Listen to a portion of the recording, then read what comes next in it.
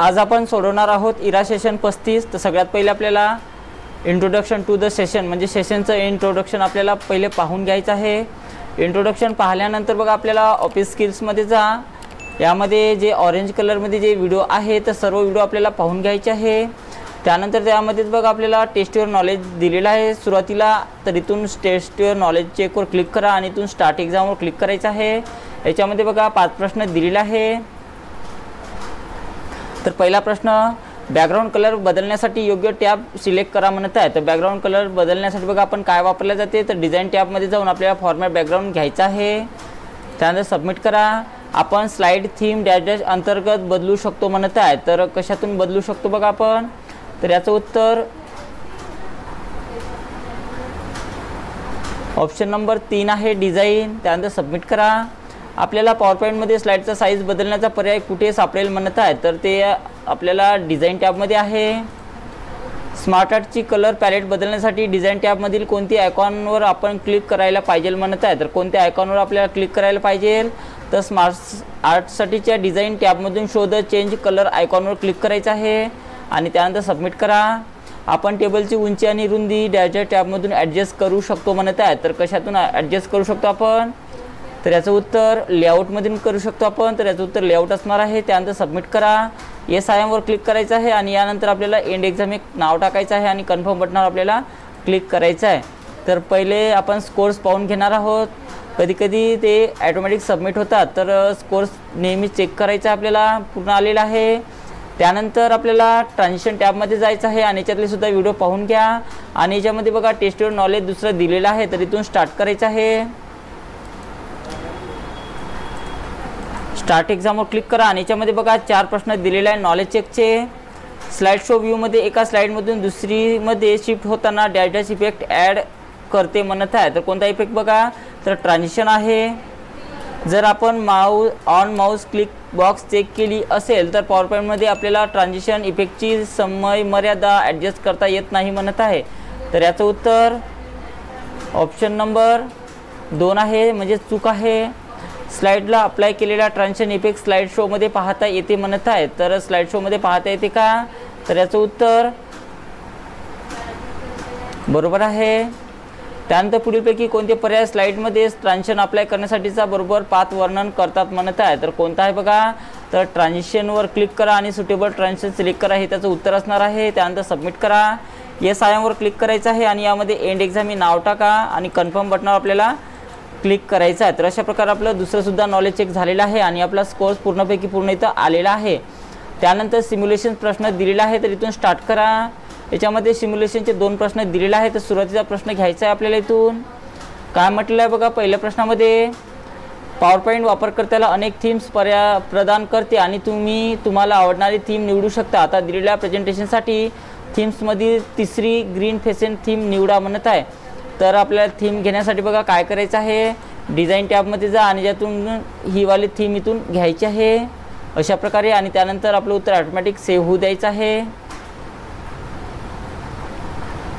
पुढचा प्रश्न बघा, MS पॉवर पॉईंटमध्ये स्लाइडचे 2 स्लाइड साइजेस आहेत। दिलेल्या प्रेझेंटेशनसाठी मॅक्झिमाइज पर्यायासह स्टँडर्ड स्लाइड निवडा म्हणत आहे। तर आपल्याला साईज निवडायची आहे, तर डिझाईन टॅबमध्ये जायचं आहे, स्लाइडची साईजमध्ये जा, त्यानंतर आपल्याला स्टँडर्ड घ्यायचं आहे आणि याच्यातून आपल्याला मॅक्झिमाइज घ्यायचं आहे इथून आणि त्यानंतर आपलं उत्तर ऑटोमॅटिक सबमिट होऊ द्यायचं आहे।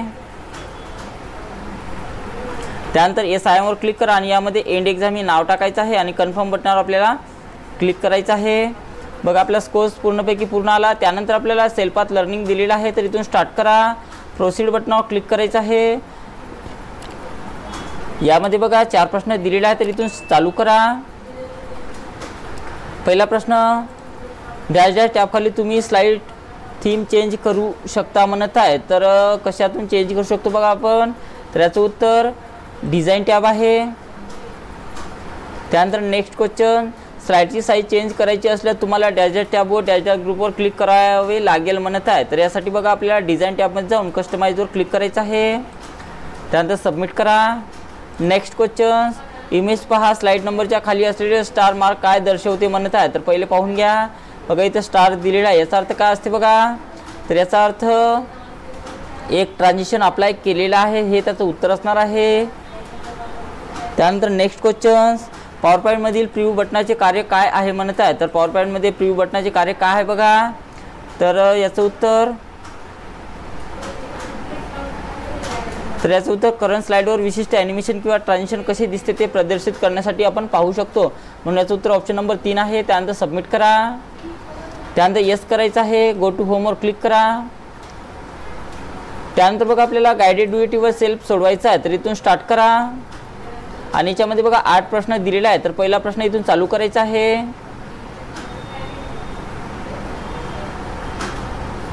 बघा काय म्हटलेलं आहे. दिलेल्या पॉवर पॉईंट प्रेझेंटेशनमध्ये थीम ॲड करण्यासाठी तिसऱ्या स्लाइडवर क्लिक करा आणि डिझाईन टॅबवर जा. आता थीम ग्रुपच्या खाली असलेल्या डाऊनवर्ड एरोवर क्लिक करा आणि गॅलरी थीम सिलेक्ट करा म्हणत आहे. तर किती नंबरच्या स्लाइडला म्हणत आहे. तिसऱ्या. तर तिसऱ्या नंबरच्या स्लाइडला सिलेक्शन करा. डिझाईन टॅबमध्ये जायचं आहे.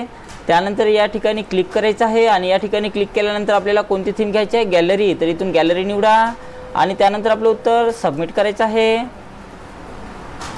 ओके बटनावर क्लिक करा. त्यानंतर नेक्स्ट क्वेश्चन्स लावायचे आपल्याला.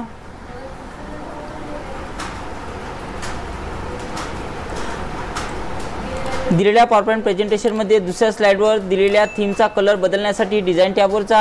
आता व्हेरियंट ग्रुपच्या खाली असलेल्या डाऊनवर्ड एरोवर क्लिक करा. त्यानंतर कलर्स एरोवर ऑप्शनवर क्लिक करा आणि मार्की थीम सिलेक्ट करा म्हणत आहे. तर कोणत्या स्लाइडला म्हणत आहे. स्लाइड नंबर 2ला. तर स्लाइड नंबर 2वर जा. डिझाईन टॅबवर जायचं आहे. व्हेरियंटच्या ग्रुपमध्ये जाऊन इथे मोरवर जा आणि यातनी कलरवर जायचं आहे आणि कलरवर गेल्यानंतर इथून मार्की कलर इथून निवडायचा आहे अशा प्रकारे आणि त्यानंतर आपलं उत्तर सबमिट करा.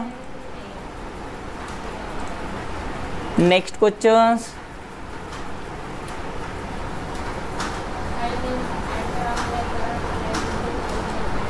दिलेल्या पॉवर पॉईंट प्रेझेंटेशनमध्ये तुमच्या कॉम्प्युटरवर सेव्ह केलेली थीम लागू करण्यासाठी डिझाईन टॅबवर जा. थीम ग्रुपमधून अधिक ऑप्शनसाठी डाउनलोड एरोवर क्लिक करा आणि थीमसाठी ब्राउज करा. सिलेक्ट करा. इच्छित पॉवर पॉईंट फाईल सिलेक्ट करा आणि अप्लाय क्लिक करा म्हणत आहे. तर अशा प्रकारे आपल्याला सांगितलेलं आहे. तर त्यासाठी काय करायचं बघा. डिझाईन टॅबवर जायचं आहे. त्यानंतर आपल्याला या ठिकाणी मोरवर क्लिक करा. ब्राउज फॉर थीम्सवर क्लिक करायचं आहे आणि कोणतीही एखादी घ्यायचं आहे. डेस्कटॉपवर जा. कोणती एखादी फाईल घ्यायची आहे आणि त्यानंतर अप्लाय बटनावर इथे क्लिक करा अशा प्रकारे आणि त्यानंतर आपलं उत्तर सबमिट करा. ओके करायचं आहे. नेक्स्ट क्वेश्चन्स,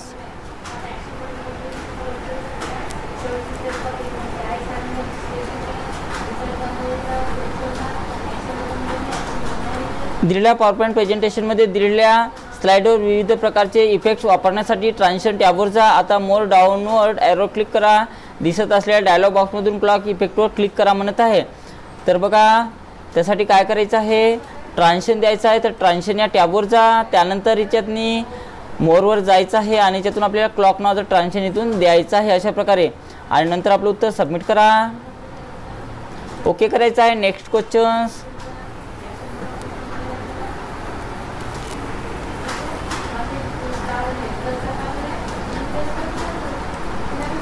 दिलेल्या पॉवर पॉईंट प्रेझेंटेशनमधील रॉकेट इमेजवर मार्क ट्रान्झिशन लागू करण्यासाठी दुसऱ्या स्लाइडवर जा आणि रॉकेट सिलेक्ट करा म्हणत आहे. तर दुसऱ्या स्लाइडवर जायचं आहे. दुसऱ्या स्लाइडवर गेल्यानंतर बघा आपल्याला इथे काय दिलेलं आहे. दुसऱ्या स्लाइडवर गेल्यानंतर इथे यातनी आपल्याला याला सिलेक्शन करायचं आहे रॉकेटला. त्यानंतर ट्रान्झिशन टॅबवर जायचं आहे आणि त्यानंतर मॉर्फ नावाचं ट्रान्झिशन त्याला द्यायचं आहे. तर इथे मोरवर जा आणि यातून मॉर्फ नावाचं ट्रान्झिशन आपल्याला चेक करायचं आहे कुठं आहे. तर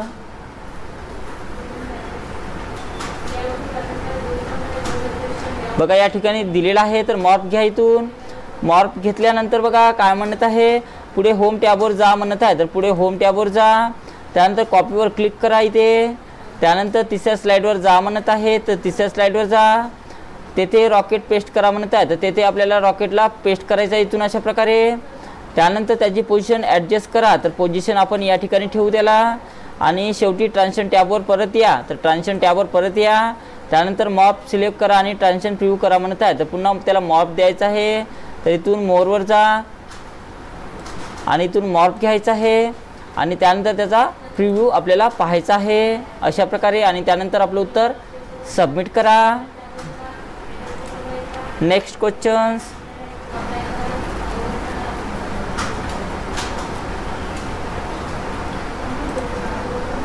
दिलेल्या पॉवर पॉईंट प्रेझेंटेशनमध्ये स्लाइडमध्ये साऊंड ॲड करण्यासाठी ट्रान्झिशन टॅबवर जा. त्यानंतर आता टायमिंग ग्रुपमध्ये साऊंड ॲरोवर क्लिक करा, चाईमचा साऊंड सिलेक्ट करा, प्रिव्ह्यू पाहण्यासाठी प्रिव्ह्यू बटनावर क्लिक करा म्हणत आहे. तर त्यासाठी आपल्या ट्रान्झिशन टॅबवर जायचं आहे. त्यानंतर साऊंडवर क्लिक करायचं आहे या ठिकाणी आणि याच्यामधून बघा आपल्याला कोणता घ्यायचा आहे, चाईमचा साऊंड घ्यायचा आहे. तिथून चाईमचा साऊंड घ्या आणि त्यानंतर प्रिव्ह्यू करायचा इथून आणि त्यानंतर आपलं उत्तर सबमिट करा. ओके करायचं आहे. Next questions.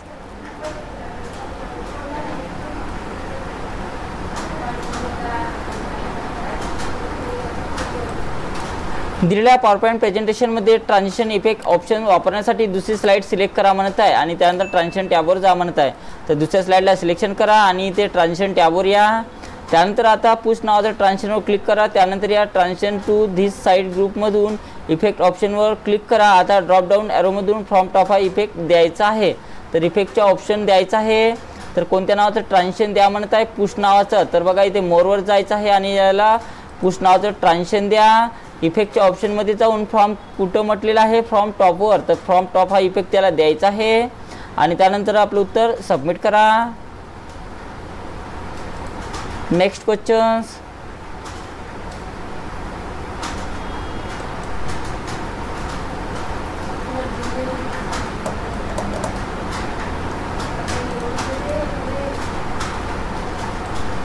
दिलेल्या पॉवरपॉईंट प्रेझेंटेशनमध्ये प्रत्येक स्लाइडसाठी टायमिंग ॲड करण्यासाठी ट्रान्झिशन टॅबवर जा म्हणत आहे.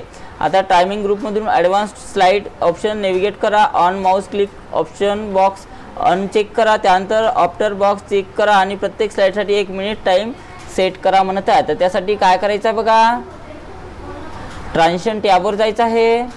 ट्रान्झिशन टॅबवर जा. त्यानंतर टायमिंग ग्रुपमध्ये ॲडव्हान्स स्लाइड ऑप्शनवर नेव्हिगेट करा म्हणत आहे. तर याच्यावर जायचं आहे.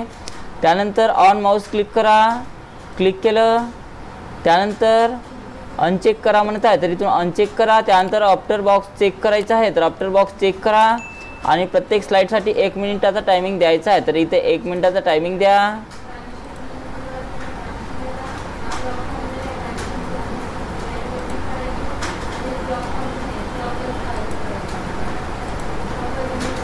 या ठिकाणी 1 टाकायचं आपल्याला अशा प्रकारे आणि त्यानंतर आपलं उत्तर सबमिट करा. येस आय एमवर क्लिक करायचं आहे आणि यामध्ये एंड एक्झाम हे नाव टाका आणि कन्फर्म बटनावर आपल्याला क्लिक करायचं आहे. तर बघा आपला कोर्स पूर्णपैकी पूर्ण इथं आलेला आहे. त्यानंतर आपल्याला सेशन कंप्लीशन टेस्ट सोडवायचा. तर इथून स्टार्ट करा. याच्यामध्ये 4 प्रश्न दिलेला आहे. मॉनिटरवर प्रतिमा आकाराला आणणाऱ्या डॉट्सच्या मालिकेला डॅश डॅश असे म्हणत आहे. तर त्याला आपण काय म्हटलं जाते, तर त्याला आपण पिक्सल म्हटले जाते. डिस्प्लेची रुंदी आणि उंची यामध्ये प्रमाणबद्ध नात्याला डॅश डॅश म्हणत आहे. तर त्याला आपण एस्पेक्ट रेशो म्हटले जाते. प्रत्येक 2 पिक्सलमधील अंतराला डॅश डॅश म्हटल्या जाते म्हणत आहे. तर त्याला आपण डॉट पिच म्हटले जाते. आउटपुट डिव्हाइसेस म्हणजे असे कोणते हार्डवेअर जे आउटपुट देण्यासाठी किंवा तयार करण्यासाठी वापरले जाते म्हणत आहे. तर याचं उत्तर बरोबर आहे. एस आय एमवर क्लिक करा आणि यामध्ये एंड एक्झाम हे नाव टाकायचं आहे आणि कन्फर्म बटनावर आपल्याला क्लिक करायचं आहे.